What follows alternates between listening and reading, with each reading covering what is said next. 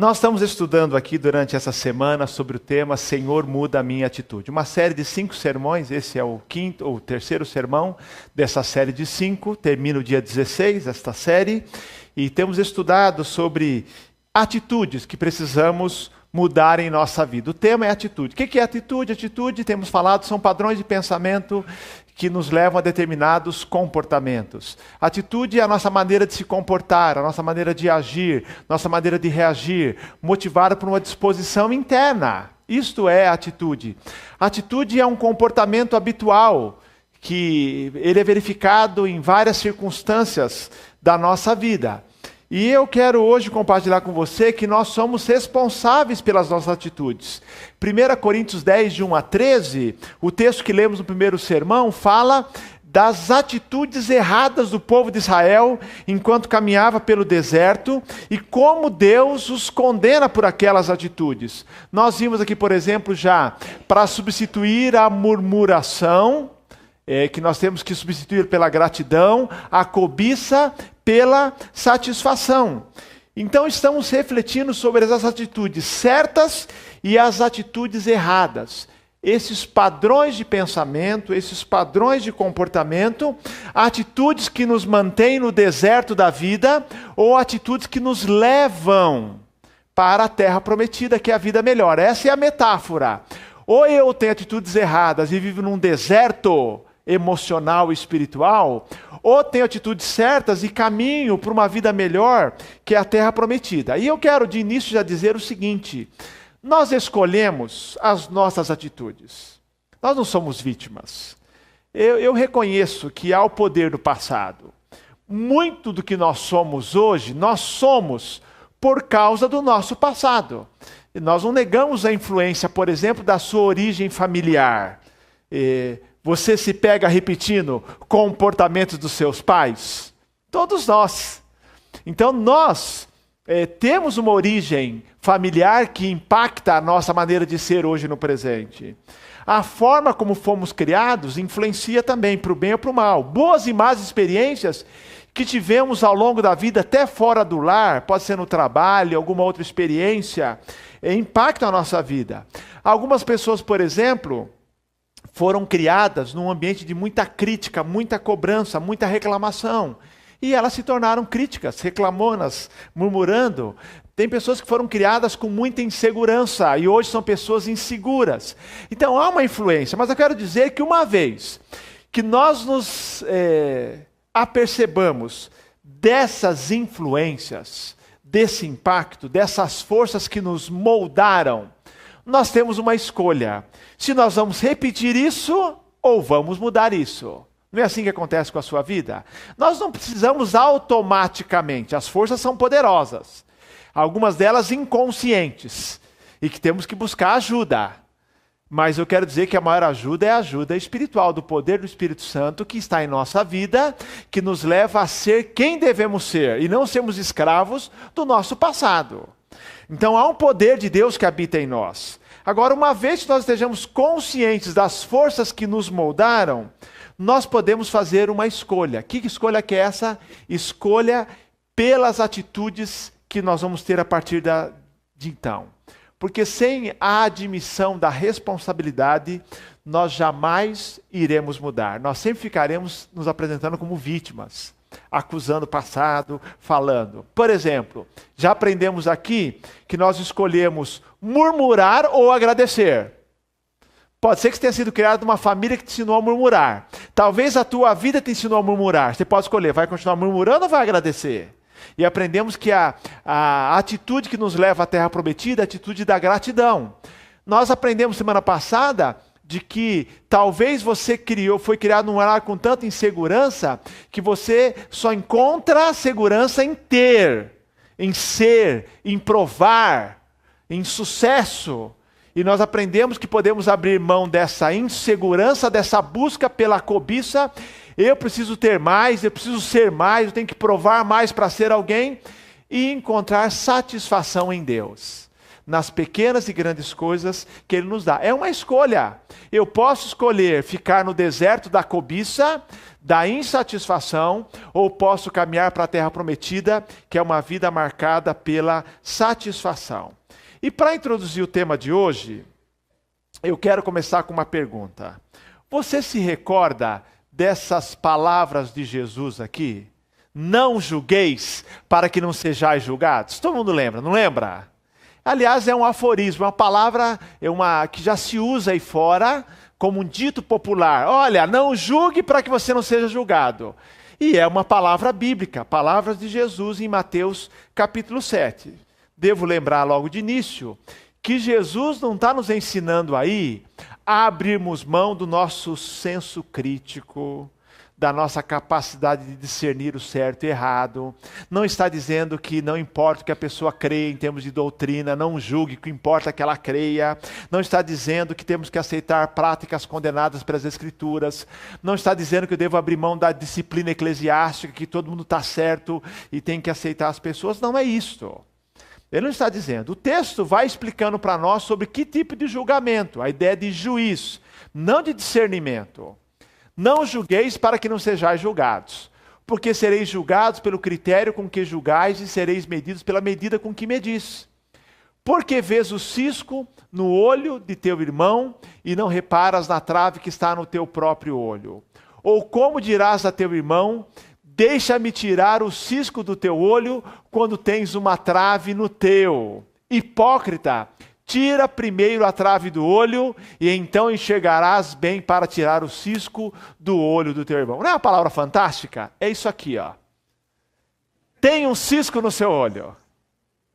Só que você tem uma trave. E Jesus exagerou, carregou nas tintas para dizer da postura hipócrita, postura ridícula de você falar que o irmão tem um suposto cisco e você tem um pedacinho, um cavaquinho de madeira, e você tem uma trave, um pedaço de madeira no seu olho. O que ele está nos ensinando aí, meus irmãos? Ele está nos ensinando algo sobre um hábito, uma das atitudes mais arraigadas do ser humano. Sabe qual é? Falar mal do outro. Alguém disse esses dias que falar mal do outro, a fofoca, é a conversa que mais dura. Começou, ninguém fechou a conversa, continuam falando.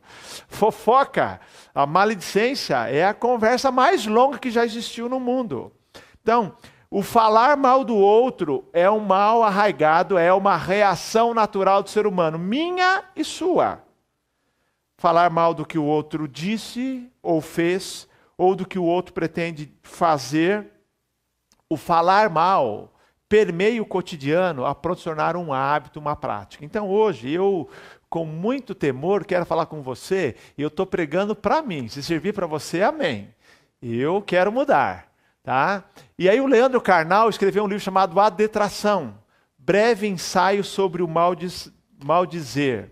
Ele está nesse livro falando dessa prática de falar mal do outro. O que é detratação? É depreciar o outro, é desmerecer o outro, é denegrir, é destruir a imagem, é diminuir a beleza, é expressar maledicência, é difamar. Então ele fala da detração, que é um mal do ser humano. O hábito, diz ele, Leandro Carnal, o historiador, o hábito de falar mal dos outros. Então, e desse mal ninguém está livre. Então hoje, o meu desafio a você é falar o seguinte: nós temos um desafio seríssimo, é substituir a atitude de crítica pela atitude de aceitação. E você vai ser desafiado a praticar isso daqui para o final de ano, e para entrar em 2019, completamente mudado. Digo daqui para o final do ano que você vai sofrer alguma crise de abstinência. Então vai sentir falta. Então daqui para o final do ano é só para você treinar, vai sofrer com abstinência e depois em 2019 já curado, tá bom? De aprender a aceitar, a amar o outro, encorajar, falar o bem do outro e não criticar. Falar mal do outro. Então, para que a gente seja claro sobre isso, eu quero dizer a você que em Mateus 7, Jesus está nos falando não sobre o hábito do discernimento, mas desse hábito de buscar defeito nos outros. E todos nós somos propensos, meus irmãos, a criticar, pensa aqui, o cisco o defeitinho do irmão, enquanto traves, defeitos grandes estão em nossa própria vida. Quem não corre esse risco de olhar, porque parece que o cisco do olho do irmão é tamanho de uma trave, e a nossa trave é tamanho de um cisco. É sempre assim. E nós temos isso. Pequenos defeitos do irmão se tornam grandes defeitos. Grandes defeitos nossos, nós minimizamos. Então, deixa eu definir para você o que é atitude crítica. Não é o sentido filosófico de discernimento. É o sentido de criticar, é fixar a atenção nas falhas percebidas do outro, sem levar em consideração o seu bem. Então, é fixar a atenção nas falhas, guarda essa expressão, percebidas, elas nem sempre são reais, do outro, sem levar em conta o seu bem. O que você está preocupado querendo é falar mal mesmo. Você não está preocupado com o bem do outro. Então, eu já quero dizer aqui que hoje eu não vou falar da tal de crítica construtiva, porque eu não acredito nela. Acredito 1%. Isso aqui eu estou radicalizando, mas é o seguinte, porque em nome da crítica construtiva, é mais uma desculpa falar mal do irmão. Então hoje eu não vou ensinar a fazer crítica construtiva, você aprende sozinho depois. Eu vou falar sobre uma pessoa que fala assim, não, eu só faço crítica construtiva. Então eu não vou criticar a crítica construtiva, porque poucas pessoas aprenderam. Nós, na verdade, porque alguém disse muito bem, que a pior das críticas é, sem dúvida, a crítica destrutiva, disfarçada de crítica construtiva. Naquela expressão assim, eu só queria ajudar. Então dá para você ajudar você um pouquinho? Tirando a trave do seu olho? Dá para deixar o cisco para depois?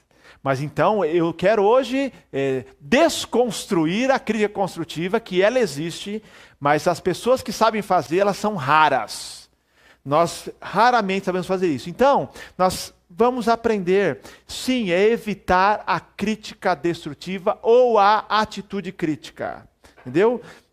Não vamos usar a crítica construtiva como uma desculpa para dar uma bordoada no irmão, para falar do irmão. Então, minha oração hoje é que o Espírito Santo trabalhe na sua vida, trabalhe na minha vida, para que nos liberte desse deserto da crítica e nos conduza para a terra prometida da aceitação, do amor, das palavras de encorajamento.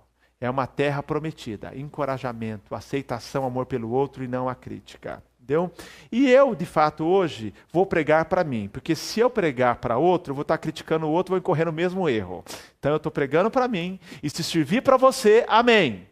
Porque eu estou aqui preocupado, porque todos nós, em alguma medida, somos culpados desse mal. E eu tenho particularmente orado, quando comecei a ler esse livro em 2015, para que Deus remova da minha vida qualquer resquício de rabugice, de falta de amor, de implicância, de intolerância, de orgulho, de maldade, de mesquinhez que possa me levar à atitude crítica, porque a atitude crítica ela é alimentada por isso. Um grande grau de rabugice, que é terrível, de intolerância, de falta de amor, de implicância, de orgulho, de inveja, de maldade e mesquinhez. Olha, é tudo isso mesmo que nos leva. Então, que Deus me liberte disso e nos liberte disso a todos nós. Então, vamos lá. Criticar é fixar a atenção nas falhas percebidas do outro. E quando eu digo percebidas, porque podem não ser verdadeiras, eu que estou vendo. Será que é verdade mesmo ou eu que percebi por causa da minha intolerância? Pode ser apenas uma percepção, não ser real. Então tome cuidado com isso. Quando tiver algo para observar, veja se é só algo que está percebendo. E outro problema é concentrado no outro, sendo que a gente devia concentrar tanto em nós. Eu gosto da seguinte filosofia de vida. O meu telhado é de vidro. Eu tenho tanta coisa para consertar na minha vida que se sobrar um tempinho eu ajudo na sua. Eu vou te ajudar se você quiser. Mas nós temos, você não tem? Não tem tanta coisa para mudar na sua vida? E muitas vezes é focado, o problema é que é focado no outro. E mais ainda, sem considerar o seu bem. É o falar mal do outro por falar mal do outro, por várias razões. Tá? Então hoje substituir a crítica pela atitude de aceitação. E vamos mais um capítulo da história da peregrinação do povo de Israel no deserto, em que há o pecado da crítica. Números capítulo 12, agora vamos ler a palavra de Deus. Eu preciso do óculos, viu, Alexandre? É que está escuro aqui, viu? Números capítulo 12. Você pode ficar em pé para lermos a palavra de Deus? Números capítulo 12, vamos ler esse capítulo e observarmos o que Deus tem a nos dizer agora. A palavra de Deus diz: a rebelião de Miriam e Arão. Miriam e Arão falaram contra Moisés por causa da mulher etíope que ele tomara, pois havia se casado com uma etíope. E disseram: por acaso o Senhor falou somente por meio de Moisés? Não falou também por nós? E o Senhor ouviu isso. Moisés era um homem muito humilde, mais do que todos os homens que havia sobre a terra. E logo o Senhor disse a Moisés, a Arão e a Miriam: saí, os três para a tenda da revelação. E os três saíram. Então o Senhor desceu numa coluna de nuvem e colocou-se à entrada da tenda. E chamou Arão e Miriam, e os dois aproximaram-se. Então disse: ouvi agora as minhas palavras. Se houver um profeta entre vós, eu, Senhor, me revelarei a ele em visão e falarei com ele em sonhos. Mas não é assim com meu servo Moisés, que é fiel em toda a minha casa. Falo com ele frente a frente, claramente, não por enigmas, pois ele contempla a forma do Senhor. Porque então não temestes falar contra o meu servo Moisés? Assim a ira do Senhor se acendeu contra ele e ele se retirou. Quando a nuvem se retirou de cima da tenda, Miriam estava com lepra, branca como a neve. Arão olhou para Miriam e viu que estava leprosa. Então Arão disse a Moisés: ah, meu senhor, rogo-te que não nos castigue por esse pecado, pois agimos como loucos e pecamos. Que ela não seja como um morto que, ao sair do ventre da sua mãe, tem a carne já meio destruída. Então Moisés clamou ao Senhor: ó Deus, rogo-te que a cures. O Senhor respondeu a Moisés: se o pai dela lhe tivesse cuspido no rosto, ela não ficaria envergonhada durante 7 dias? Ficará separada por 7 dias fora do acampamento e depois se tornará. Assim Miriam ficou separada fora do acampamento durante 7 dias, e o povo não partiu enquanto Miriam não retornou ao acampamento. Mas depois o povo partiu de Azerote e acampou no deserto de Parã. Vamos orar. Deus de amor, nós nos voltamos à tua palavra com humildade, com temor, com desejo de aprender e vencer a atitude crítica e termos vidas marcadas pela aceitação, pelo amor, pelas palavras de encorajamento.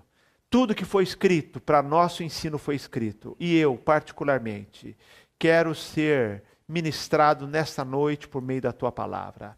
E a cada irmão e irmã hoje à noite aqui, que essa igreja seja uma igreja marcada por homens e mulheres que encorajam, que aceitam, que toleram e que abençoam. É a minha oração em nome de Jesus. Amém, Senhor. Amém. Pode sentar, queridos.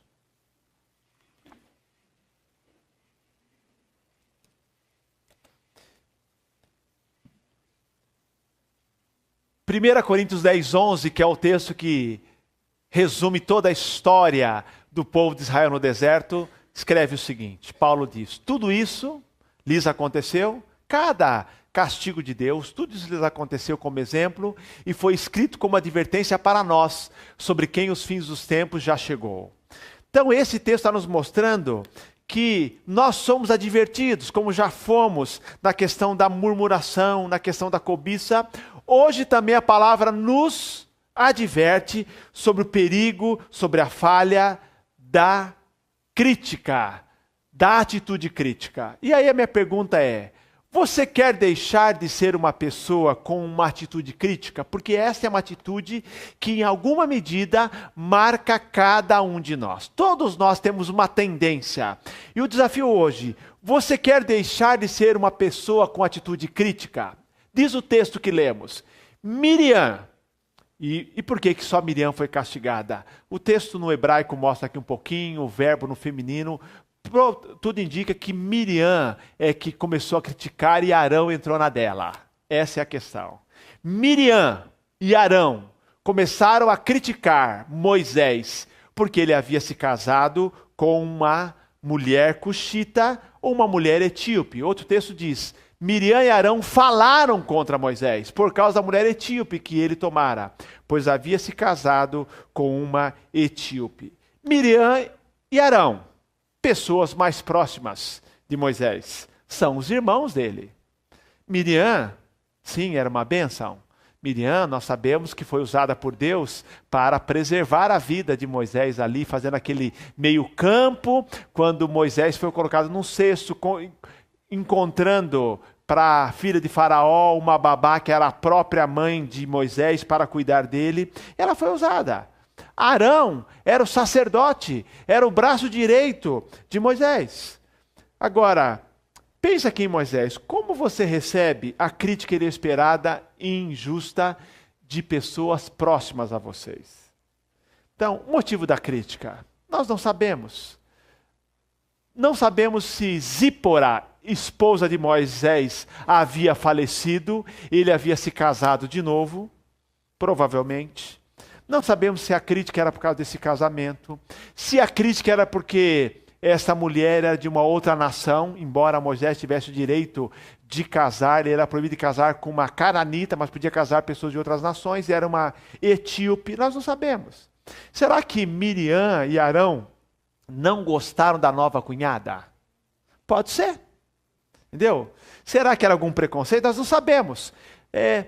Só sabemos, queridos, que eles pecaram, Miriam e Arão pecaram a criticar. O que é crítica? Murmuração é quando reclamamos de uma situação. Crítica é quando falamos mal das pessoas. E eles reclamaram, Miriam e Arão. E a Bíblia nos diz aqui que Deus ouviu a crítica. O versículo 2, e o Senhor ouviu isto. O Senhor ouviu aquela crítica que eles faziam contra Moisés, o grande líder. Aí minha primeira palavra para você hoje é a seguinte: por que se livrar da crítica? Porque sabe aquela crítica que você faz a respeito de um irmão? Essa crítica não é só ouvida por aquela pessoa para quem você conta. Deus também ouviu. Ah, não, estou falando só para o irmão. Aliás, para de fazer fofoca em nome de pedido de oração, tá bom? Eu queria que você orasse, porque eu estou com uma situação difícil. A gente não pode fazer isso, gente. Né? Não pode. Então é o seguinte, mas aquela crítica que nós fazemos, que nós erramos em algum momento da vida, eu, você, não é só aquela pessoa para quem contamos que está ouvindo. Deus está ouvindo. Não é só para o outro irmão. Deus ouve e Deus vê. E aí, no caso aqui, uma acusação falsa, marcada por um ciúme, por uma inveja, por algum motivo. E a Bíblia nos diz que Deus ouviu essa crítica. Nós devemos nos livrar da crítica, devemos nos livrar do hábito de falar mal do outro, porque não é só alguém que ouve, Deus também ouve. Mais ainda, Deus condena a crítica. Os versos 6 a 8, Deus vai em defesa de Moisés, dizendo assim: por acaso, vocês não estão entendendo o que eu estabeleci? Vocês, Miriam e Arão, têm uma ótima função aqui, um papel essencial no ministério, mas eu resolvi falar com Moisés face a face. Fui eu quem o estabeleci como líder, e vocês deveriam respeitá-lo. E vocês, tão próximos a ele, não estavam respeitando. Vocês têm os ministérios preciosos, mas fui eu quem escolhi Moisés para liderar. Fui eu quem dei para Moisés essa posição de autoridade e liderança. Quem são vocês para desafiar o que eu fiz? E aí, sabemos o castigo. Criticar, queridos. Deus condena a crítica por quê? Criticar não é algo inofensivo. Criticar não é mera conversa. Vamos ser realistas. Criticar não tem nada de inocente. Tem algo em nosso coração. A Bíblia diz isso. Se alguém se considera religioso, mas não refreia a sua língua, engana-se a si mesmo. Sua religião não tem valor. Se nós não aprendemos a lidar, e vou dizer, todos nós em algum momento pecamos com crítica. O meu desafio hoje é, vamos nos livrar da atitude crítica. Vamos pecar menos nessa área, porque nós em algum momento pecamos, somos humanos. Mas ele está dizendo, se alguém se considera religioso, mas não consegue cuidar da língua, e nesse caso aqui específico, de fazer crítica o tempo todo, engana-se a si mesmo. Lá em Tiago 4,11, Tiago que fala muito sobre o uso da língua, ele fala: irmãos, não faleis mal um dos outros. Quem fala mal de um irmão e julga seu irmão, fala mal da lei e julga a lei. E se tu julgas a lei, já não és observador da lei, mas juiz. Não fale mal do irmão. Olha, fale bem do irmão, não fale mal do irmão. E a Bíblia diz então que Deus, queridos, condena a crítica, porque não tem nada de inocente. Nós somos responsáveis por essa escolha. E mais ainda, Deus castiga os críticos. Deus aqui, nós vemos que vem um castigo sobre Miriam, tudo indica pelo estudo do texto que ela deu início a essa crítica e Deus resolveu então puni-la com a lepra. E a lepra era uma doença que mantinha a pessoa isolada do convívio social. E Deus os corrige ali, chama Arão e chama Miriam, e Miriam fica leprosa. Moisés humildemente ora por ela, porque ele amava os seus irmãos, ora por ela, e Deus diz assim: eu vou curá-la, mas ela vai ficar 7 dias como um exemplo para o povo, para que ela possa ver, e o povo possa ver, o quanto eu condeno a atitude crítica. Que Deus nos abra a mente para essa verdade. Deus condena veementemente o falar mal. Deus condena o falar contra o irmão. Não fica sem punição. Vejam só, Arão e Miriam eram braços direitos eram um braço direito de Moisés. E nesse momento falharam. O que isso me lembra? Que todos nós, mesmo sendo pessoas boas como Arão e Miriam, incorremos nesse risco. Não eram más pessoas. Alguém vai falar que Miriam era má pessoa, Arão era má pessoa. Era um homem e uma mulher de Deus. Mas está dizendo que mesmo aqueles homens e mulheres de Deus estão sujeitos em algum momento. Ninguém está num nível espiritual dizendo assim: nunca vou pecar nisso. James MacDonald diz, o autor do livro Senhor, Muda Minha Atitude: não devemos nos considerar tão elevados espiritualmente a ponto de estar acima da culpa de uma atitude crítica. Tiago diz: todos tropeçamos em muitas coisas. Se alguém não tropeça no falar, esse homem é perfeito e capaz de refrear também seu corpo inteiro. Não é verdade? Se tem uma área em que todos nós caímos em alguns momentos, é no falar. Eu costumo dizer aqui, raramente alguém procura dizer assim: pastor, me arrependi porque devia ter falado. Raramente. Mas eu encontro várias pessoas: pastor, devia ter ficado quieto. Não devia ter falado. Acontece com você isso? De cada, eu diria assim, 99% contra 1%. Raramente, tem casos sim, raramente nós nos arrependemos de algo que não falamos, mas com muita frequência nos arrependemos daquilo que falamos. E quando eu digo, vou dizer para você aqui, e quando eu digo falar, significa falar, postar na internet, porque hoje está difícil, né? Sabe aquele dedinho que não resiste? Dias alguém falou comigo assim: olha, eu vejo alguns debates na internet, eu escrevo e o meu dedinho... Aí eu lembro, falo assim: esse dedinho vai dar um trabalho. Se eu colocar o enter, ou se eu colocar aqui publicar, vou estar perdido. Quantas vezes, gente? Então nós temos que tomar cuidado, porque hoje a língua é o que você escreve, é o que você fala, é o que você compartilha. Não, tome cuidado. Nós tropeçamos no falar. E aí, trabalhar com isso. Por quê? Criticar, o texto vai nos dizendo aqui, que Deus ouviu a crítica, tá? Deus, ele também puniu essa crítica, Deus condenou essa crítica. Criticar é errado, diz o texto. Deus é que fala com Miriam e Arão. Por que vocês estão... Eu coloquei Moisés nessa posição, porque vocês estão reclamando. Criticar é mesquinho, era coisa pequena, ciúme da cunhada por algum motivo, ciúme ali por causa de autoridade, espaço. Criticar, diz o texto, é pecado, porque Deus condena. E mais ainda, que é uma marca, criticar é uma forma de autoexaltação. E criticar fere. Se nós nos tornamos descobridores de erros, nós passamos a gostar de viver à procura de falhas nos outros. Eu tive um amigo na faculdade teológica, eu não sei como ele se virou como pastor depois, que bastava elogiar alguém, ele falava mal. Você viu fulano?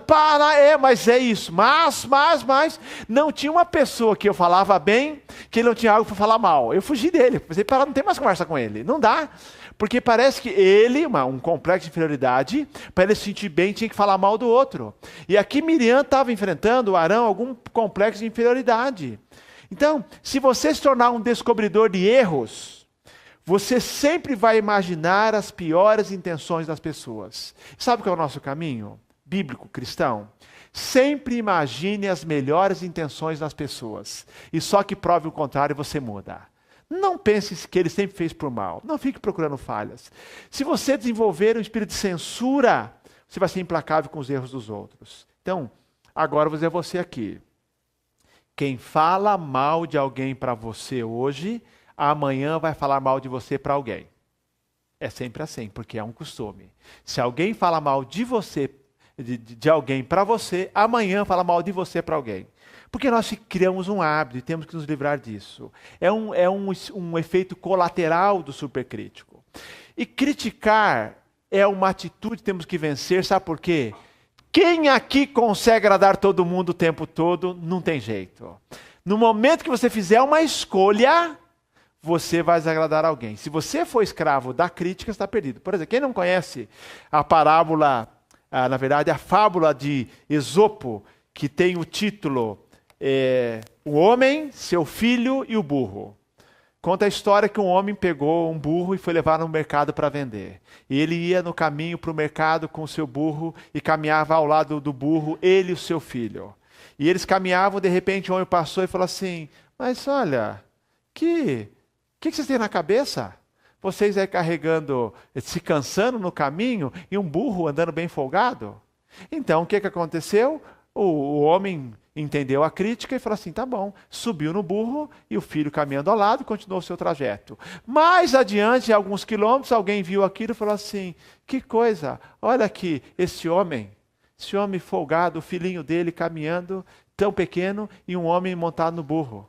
Ele ouviu isso, sabe o que ele fez? Ele pegou, desceu do burro, colocou o filhinho e continuou caminhando na estrada. Mais à frente alguém viu aquilo e falou assim, que coisa, que menino preguiçoso. O pai dele velhinho andando do lado e o filho lá no burro. Que ele pegou o filho e colocou no burro também. Então ficou o velhinho e o burro. O velhinho e o menino no burro. Então continuaram a estrada, indo para o mercado para vender o burro. Mais à frente alguém viu e perguntou, esse burro é seu? É, que coisa. Em vez de vocês estarem montados, vocês deviam carregar o burro. É assim que se faz. Os dois desceram do burro, cada um pegou do lado, colocou uma madeira e carregaram o burro até o mercado. Chegaram no mercado, todo mundo riu deles. Ele largou o burro, ele e o filho voltaram para casa sem vender o burro. Em outras palavras, burro é quem dá ouvido. Opa, não. Não é verdade? Não tem jeito. É a crítica. Pastor já está acostumado, viu, gente? Se o pastor fizer o culto assim, alguém não gosta, fizer de outro jeito. Então, todo mundo nós temos. Quem trabalha com gente, nós somos assim. Mas eu quero dizer a você, queridos, que essa história nos mostra o perigo da crítica. Agora, em especial, vamos tomar cuidado com a autoexaltação. Com aquela questão de que nós, muitas vezes, depreciamos o outro para nos exaltar. E eu quero dizer a você, muitas vezes, nessa autoexaltação, nós estamos de fato não reconhecendo as nossas falhas, tirando o foco de nós mesmos. Não contribui para a sua vida espiritual. Meu desafio hoje, ao vencer a atitude crítica, é nós nos tornarmos mais autocríticos. Olhar para as minhas falhas, porque senão nós vamos falhar. Imagine a dor de Moisés, porque a crítica fere. A dor que Moisés sentiu ao ouvir sua irmã e seu irmão que o criticavam, pessoas em quem ele confiava. Como é que ele recebeu esta crítica, queridos, inesperada de alguém próximo? A Bíblia diz que não deve ser assim. A Bíblia diz, com a língua bendizemos o Senhor e Pai, e com ela amaldiçoamos os homens, feitos à semelhança de Deus. Da mesma boca procedem bênção e maldição. Meus irmãos, isso não deve ser assim. Já viram que Tiago fala muito dessa questão. Sabe o que ele está dizendo? Deus nos deu a boca. Eu tenho que fazer uma escolha. Eu vou abençoar ou vou amaldiçoar? que é incoerência usar a boca assim. Uma parte eu uso para abençoar e outra parte para falar mal de alguém. Não. Deus quer purificar o nosso falar para que sejam palavras de bênção e não palavras de maldição. Porque crítica nos mantém no deserto. Quando nós nos tornamos negativos, críticos, achando defeito nos outros, é o caminho do deserto, que aquilo nós ficamos remorrendo a crítica ao outro. E a maioria das nossas críticas, na verdade, são erros nossos. Ou são questões de opinião, de questões menores. Muitas vezes são questões apenas de a forma de fazer e nós criticamos o outro. Um amigo meu querido, ele fala que o tempo foi passando e ele brinca lá para a sua equipe de trabalho. Gente, eu sou um cara, ele fala assim, eu sou muito humilde. Tudo aqui na nossa organização tem duas formas de fazer. A forma errada e do meu jeito. Então, e ele brinca, é a piada dele, dizendo assim, olha, eu busco excelência. Tem dois jeitos de fazer, a errada e o meu jeito. Muitas vezes nós achamos que o nosso jeito é certo. Então, a crítica não vai lhe fazer crescer, porque você vai focar no outro. Eu encorajo você hoje a abandonar a atitude crítica e a usar a autocrítica, porque crítica é uma atitude. Substitua a atitude de crítica pela atitude de aceitação. E eu quero compartilhar com você alguns versículos que falam dessa verdade. Colossenses 3,13 diz: se alguém tiver alguma queixa contra o outro, assim como Cristo, como o Senhor vos perdoou, também perdoai. Eu vou dizer a você, pode ser uma queixa justa, pode ser uma falha percebida, não importa. Tem uma queixa contra o outro, assim como o Senhor vos perdoou, perdoai também. Não está conseguindo resolver, precisa conversar? Vai lá e conversa, mas vai lá para perdoar. Mas deixa a queixa, que em geral são percebidas e não são muitas vezes nem são reais. Diz mais ainda, palavra da aceitação. Portanto, acolhei-vos uns aos outros, como também Cristo nos acolheu para a glória de Deus. Como que Cristo nos acolheu? Não apontando o dedo, mas com amor, dizendo assim, vou caminhar ao seu lado para te ajudar a vencer as suas lutas, seus defeitos, seus pecados. Acolher e aceitar. Temos que aprender a aceitar as opiniões, os estilos, os gostos diferentes. Deus nos acolheu, acolhemos também. Devemos viver de acordo com a nossa convicção, mas respeitar a convicção do outro naquelas questões secundárias. Não impor as nossas convicções nas questões secundárias, não são doutrinárias. Opiniões você pode ter. E aí uma frase para você do James MacDonald, o autor do livro Senhor, Muda Minha Atitude. É essencial que os seguidores de Cristo sejam o povo mais acolhedor, sem preconceitos, sem mania de achar defeitos e não críticos sobre a face da terra. Amém? É necessário, é essencial que os seguidores de Cristo sejam o povo mais acolhedor, sem preconceito, sem mania de achar defeitos e não crítico sobre a face da terra. Falar de aceitação é falar de amor. O amor tudo sofre, tudo crê, tudo espera, tudo suporta. É amor, isso é aceitação. O amor, diz a Bíblia, crê no melhor das pessoas. E aí? Eu quero aplicar para você hoje. Sair da teoria para a prática, e você vai praticar no mês de dezembro e entrar em 2019 um ser diferente. Primeiro, você se reconhece como uma pessoa super crítica? Crítico todos nós somos, em maior ou menor grau. Mas talvez você fale assim, não, eu já me tornei um chato. Crítico, eu estou caçador de defeitos. Tudo eu olho com lente de aumento. Entendeu? Eu quero enxergar, entendeu? Eu quero descobrir. Você é uma pessoa super crítica?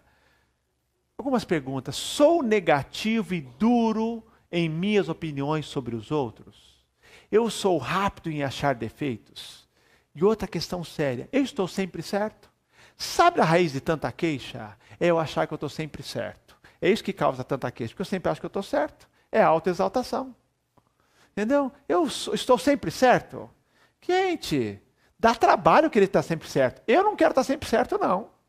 Doutrinariamente, sim. O resto, se deu o direito de errar. Por que eu tenho que acertar sempre? Mas as pessoas carregam, elas têm que provar. E quando elas não estão certas, elas querem provar que elas estão certas. Para que carregar esse peso?